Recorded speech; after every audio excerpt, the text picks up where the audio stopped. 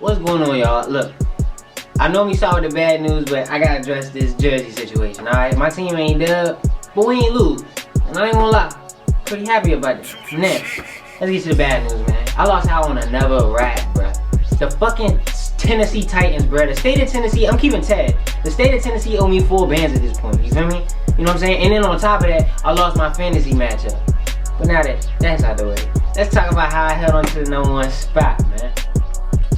Alright, so our first matchup, River Roach is getting a dub right here. The game-winning catch for Olave, you feel me? Let's go into our next matchup, man. Because this nigga Joe Burrow out here looking like Joe Vick. Second and goal, calling his own number.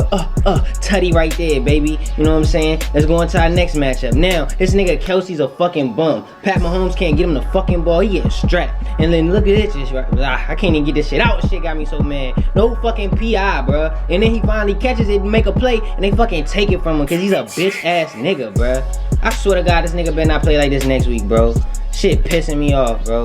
And then look at this shit. Devontae. Dre, I don't know why you traded that man. He's a fucking dog off the leash. And then look at this shit. He's not fucking done. He pushing cameraman, but he also pushing bitch-ass DBs out the way, too. That's another tutty, you feel me? Nigga went the fuck off. And then look at this shit. 4th and 12. Mir took a big lead right here and never gave that shit back, bruh. I was watching that shit live, sick to my fucking stomach, bruh.